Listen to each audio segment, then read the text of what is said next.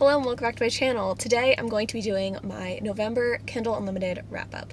So I read a fair amount of Kindle Unlimited things this month, despite the fact that I had a ton of other shit that I was supposed to be reading. I cannot stay away from Kindle Unlimited romance. It's a problem, and I'm not upset about it. So most of these books I feel like I haven't talked to you guys about. The first few I obviously read for my birthday week, but there's also a lot of stuff that I haven't told you guys about. So let's briefly talk about the stuff that I talked about in my vlog and in my all-time favorites video, and then I'll get into the new and fresh stuff. So the first book that I finished this month from Kindle Unlimited was Birthday Girl by Penelope Douglas. I love this book. It's got a place in my heart. It's about Jordan and Pike. Jordan is living with her boyfriend and her boyfriend's father, and she ends up falling for her boyfriend's father. It's a lot less taboo than it sounds, but there is an age gap element, and I don't know, this book really got me to remember why I love Penelope Douglas so much. I didn't really forget, but it was just nice to revisit her story. Her ability to give characters realistic flaws and have conflicts that really make sense is, in my opinion, unparalleled. And then shortly after that, I ended up reading Punk 57 by Penelope Douglas.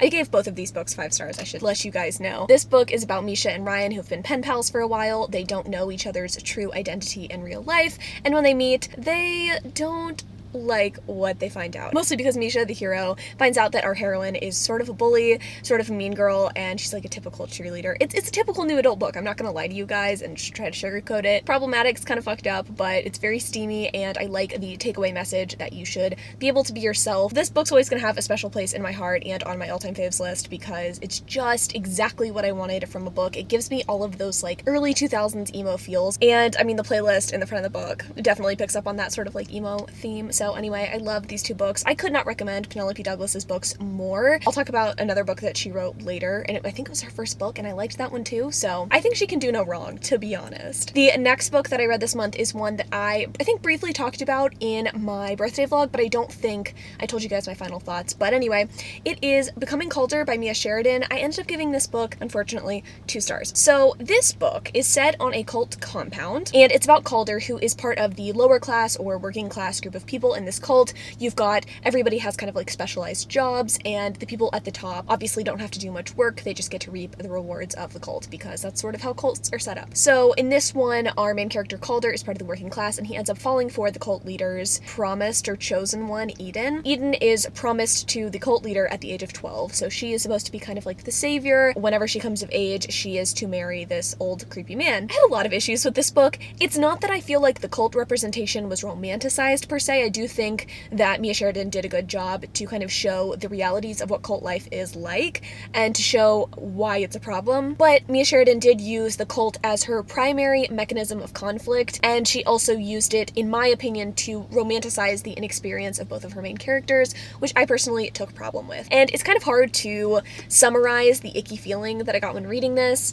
but I don't think it's Mia Sheridan's fault necessarily. I think it's definitely a personal preference thing, and I can understand why other people like this book. That being said, I did just have an issue with the naivety, how do you say the word, of our main character Eden. She just, in any sexual experience that she had with our main character, it was very, I don't know what's going on, I have these tingly feelings. I didn't really like that. I don't personally like a very naive main character, and I understand that it made sense given this context. It just felt creepy to me, and it felt like that was a lot of the reason why this book was set up the way it was, because we can have this naive virginal girl falling for this guy who she's kind of forbidden to being with, and like, I get that that's the whole point of the book. It's just not what I personally wanted, and it left me feeling kind of gross. So I just didn't love this book. I think Mia Sheridan's great.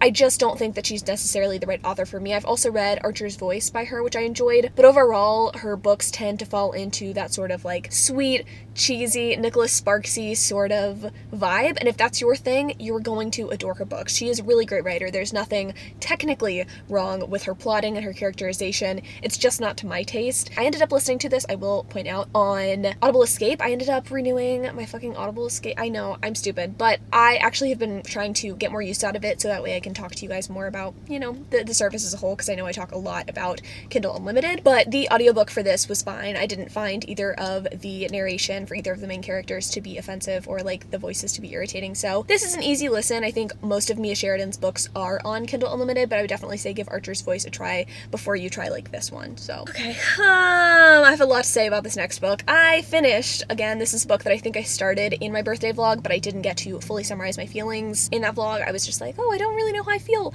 I know how I feel now, and it's upset, and it's In the Unlikely Event by LJ Shen. Did not like this book at all. I am finding that quantity is not the same as quality, and I think we all know that, but I guess I just wasn't aware of how many books LJ Shen has put out this year. She's put out 4 full-length novels, and I've only liked, I think, one of them.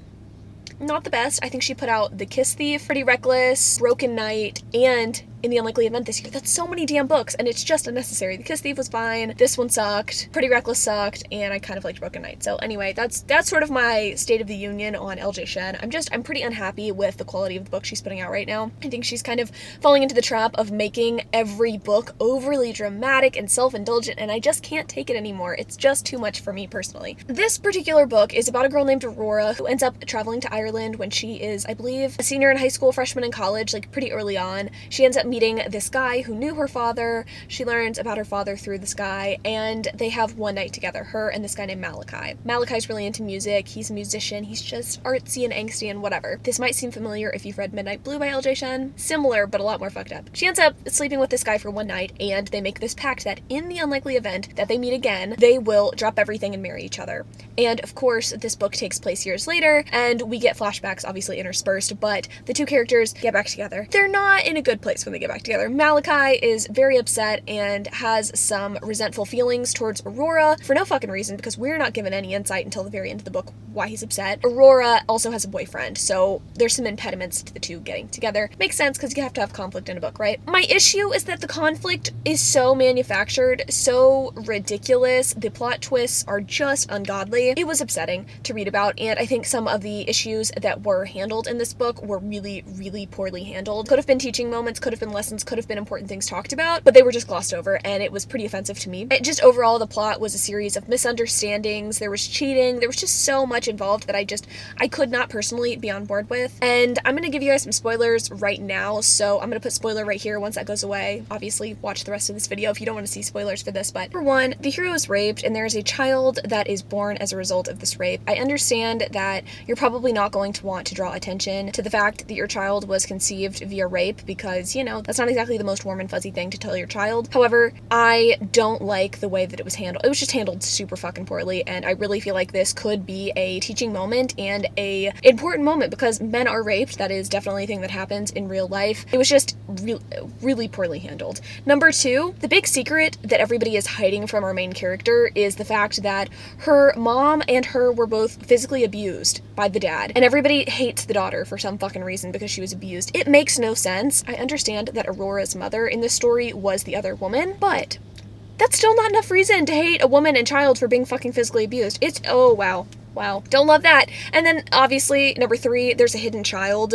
The entire time this book is going on, we don't know that Malachi has a child with another woman, who the other woman's dead, but you don't hide a fucking kid from someone. I don't care if you intend to be in a romantic relationship with this, whatever, you just don't hide your kid. Oh yeah, by the way, I have a 5-year-old child. No one does that. Like, who does that? I can't. This book really upset me for those fucked up reasons. There was a ton of other shit that happened. The cheating, there's like a weird threesome situation, a random character dies out of nowhere for no reason, just for shock and awe value. It's just, I really wanted to like this book. I really did, and I did not like this book. That being said, I'm excited for the 3rd book. I'm excited for the 3rd book in the All Saints High series. I think that LJ's ability to kind of stick to the script or stick to a solid plot is a lot greater when she is writing series. She understands she has to make each character different and give them their own plot line. So I think she gets creative but isn't too out of fucking pocket for the most part. Her standalones are just, they're not for me. They're not for me, and I don't know if I'll ever pick up another one from her because that was just really bad. The next book that I read this month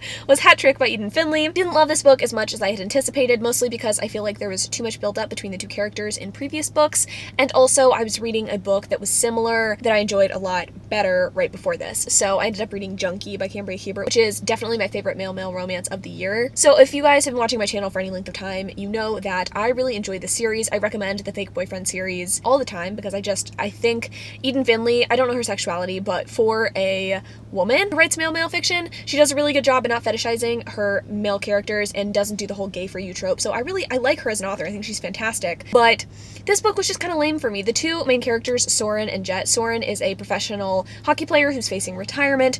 Jet is coming off of a tour where he ended up getting romantically involved with one of the band members of the band that he was opening for. They kind of come together and this is their romance. There's been kind of like banter and kind of a playfulness between the two characters in previous books because all of the characters in the entire series are very like together. I don't know. Jet's the brother of one of the previous romantic couples. Anyway, there was just so much build up. I was really excited for that like fun age gap romance. I think Jet's like 23 and his romantic partner's like 33, something like that. I didn't love the build up. I like that there wasn't unnecessary drama. I really appreciated that, but overall the story just felt really anticlimactic, and I don't think that's Eden's fault per se. I just think that I needed more angst. I wanted more build up, even though we were getting build up in previous books. This just kind of fell flat, and I think honestly that's kind of a common occurrence in romances to me. Like, I'll be so excited for this couple that I heard about in the first book, and then when I get to the 7th book, which is their book, it's like not that great. Anyway, this one, my main issue is that the first conflict in the book was simple misunderstanding, miscommunication, which is wrapped up in, I don't know, 10 pages or so, which like I appreciate. But where's the next conflict? And it comes from the ex-boyfriend of Jet. And again, that's not really enough of a conflict for me to not want these two characters to be together or like understand why they need to be apart, which is kind of lame, to be honest. It wasn't a terrible book. It was well written. I liked the eventual conclusion of this book. I also feel like the series was wrapped up nicely in this book because this is the conclusion to this 5-book series. This wasn't my favorite of the books. It wasn't my favorite couple. I didn't love it. I'm really sad I didn't love it because I was really looking forward to this one, but ended up giving it 3 stars. It felt whatever. But that's pretty much it for bad books that I read this month. Pretty much everything from here on out is either excellent or good. And the first book, it's Marriage for One by Ella Mays. This is one that I did listen to audio through Audible Escapes. All the books I'm talking about here are on Kindle Unlimited, but some of them I did listen through the Audible Escape package. The audiobook for this, if I could recommend one thing, if you're gonna read this, listen to it on audio. The narrator for our hero, I was drooling. Like, the voice? I usually am pretty neutral about female narrators, but male, it's like hit or miss. Like, I want the guy to be sexy. This narrator, he did it. He embodied the character. He went there. I loved it. Definitely listen to the audiobook, but in general, this book is just fan-fucking-tastic. It is a marriage of convenience novel. Jack ends up marrying Rose because Rose is set to inherit this space where she wants to open her own coffee shop, but she can't open it unless she is married, and her fiance just dumped her. So Jack is an attorney who kind of knows her situation and offers to kind of be her husband, and after 2 years, he will effectively take over that space. He will get the property. I just loved this book so much. The main character, Jack, is so grumpy. He doesn't want to be touched. Like, he is just so stoic. He is the ultimate grumpy hero. He's not a dickhead or anything, which I appreciated. He's got his own shit going on, and he isn't looking for a romantic relationship. That being said, he does use Rose, he takes her to different events for the law firm, and over time, they get a lot closer. Obviously, that's the whole point of this book. Rose and Jack grow together, and watching him start to care for her so much, care for her through an illness that she goes through, and just various different events in this book. It was such a slow burn, and watching them get together finally, it was just so hot. I love this book. If you're a big fan of slow burn romances like Mariana Zapata, I think you'll really enjoy this, mostly because it is slow burn, but you do get more of a payoff, if you know what I mean. I don't know, I was just literally blushing and grinning the entire time that I was listening to this on my commute. I adored this book. It was really good. It really makes me want to check out more of Ella Mays' backlist. Also, I think it's like kind of set during Christmas time, maybe. I think there might be some... Pick it up during Christmas. I think it's got a Christmas vibe to it, you know, like Ebenezer Scrooge. He's been redeemed. He has been sexified. He has been gifted the gift of a woman. That's basically what this book is. It's like Scrooge finds love. Oh, and I gave that one 4 stars. The next book that I read was just like, okay. I mean, it was good. I love this author. It was Bullied by Penelope Douglas. This one, I think, is Penelope Douglas's first book that she ever wrote. It was written in like 2012, I think. It's similar to Punk 57 in some ways, but not as good, mostly because the dual POV is lacking in this book. They're the 2 main characters. I think it's Jared and Tate. Jared and Tate, yes. Jared is kind of a bully. Wow, the title of the book's Bully. He's a bully. Surprising. He kind of has no reason to bully Tate, which I think was my main issue. Had we had Jared's point of view, we could have understood why he was doing what he was doing. I thought he was sort of just a one-dimensional hero. I personally don't love that. I'm a character person, especially in romance, so I wanted that dual POV action. This didn't have that. It was still an enjoyable story. I really do love this series, and compared to a lot of new adult books, I think Penelope is, I mean, she's the queen. So I enjoyed this. It's just not my favorite book by her. I don't really have more to say about it. I would check out the series though still. The next book that I read was Irresistible, which is Cloverleaf Farm #1 by Melanie Harlow. I picked this up on the recommendation of Bree from the channel Bree Hill, and guys, I liked this a lot. I think something about this cover really made me think it was going to be like really soft and cheesy, and it was really soft, but it wasn't super cheesy. There were a lot of steamy scenes. In fact, this is one of the steamier books that I read this month, and I just really ended up enjoying it. So this is about the youngest daughter in a family named Franny, and she has heart problems, so her family kind of like babies her. She works in the family inn, and she's trying to realize her goal of opening up her own bakery. She ends up falling for the CFO of the farm and or inn, or they own a lot of property, right? This family, they're rich, they own property, they've got businesses. He's a CFO, she falls for him, short of an age gap, he's a single dad, and this book was great. The conflict was super realistic. Obviously, there's going to be some struggles when you've got a single dad who has been left recently by the mother. You don't want to introduce a new woman too quickly, and you're worrying about your kids because your kids are your number one priority. So the conflict in this book made a lot of sense. The steamy scenes were amazing. I really liked Franny as a character. Overall, it just wasn't too cheesy. It was soft and nice, but not too cheesy. It's definitely not the kind of romance I normally read, but I definitely want to check out more in this series. That's one of my like trope things that I enjoy when it is like a family. It's like 5 daughters and then each book's about each daughter. I really like that shit, so I'm definitely going to be picking up more in this series as a result. If you don't like single dad or like softer romances, this probably isn't for you, but it's really nice to read around the holiday season, and I just really liked it, so thank you for the recommendation, Bree. This was really good. And then the last book that I read, okay, this might be one of my favorite books of the year. I wasn't meaning to pick this one up. This was definitely one that I did not have time for, and I am like behind on reading now because I read this book, but I don't regret it at all. I saw this come across my Goodreads. The author, the synopsis, and the review by the reviewer made me just have to pick up this book, and it is Someday by Emma Scott. Listen, this was so good. It is a male-male romance, which I don't think Emma Scott has ever done previously, and it was just fucking beautiful. This book is about a guy named Max who was kicked out of his family home when he was a teenager for being gay. He ended up selling himself on the streets for drug money, and eventually he is able to turn his life around and becomes a nurse, and we are set in present day for the majority of the book, and it's about him falling for the son of the CEO of a pharmaceutical company, and the son of the CEO has a lot of his own problems and demons that he's struggling with present day. So this story is about healing, it is about coming together and figuring out what you kind of want from life. I'm not doing a very good job at describing this book, but it is just beautiful. There are a lot of tough moments, but I think the representation and the important things that are talked about are really, really well handled. There's a note at the back of this book that talks about teens who are kicked out of their home and conversion therapy. It seems like Emma Scott really did her research on this, and it makes sense because if you've read any of Emma Scott's other books that handle sickness or honestly any sort of like hobby that's oddly specific, she does really good research into whatever she's talking about. So this book did a very good job at not fetishizing gay relationships, which again we appreciate when it's written by a woman, someone who hasn't experienced that themselves. And also it felt like any of Emma Scott's other books, which I appreciated. She didn't handle it differently because the genders of the characters were any different, so I really appreciated that. The story itself was exactly what I needed. It's set during Thanksgiving time. I was reading this during Thanksgiving, and it's hard, it's heart-wrenching, but the overall like message and the overall conclusion of this book is so fucking sweet.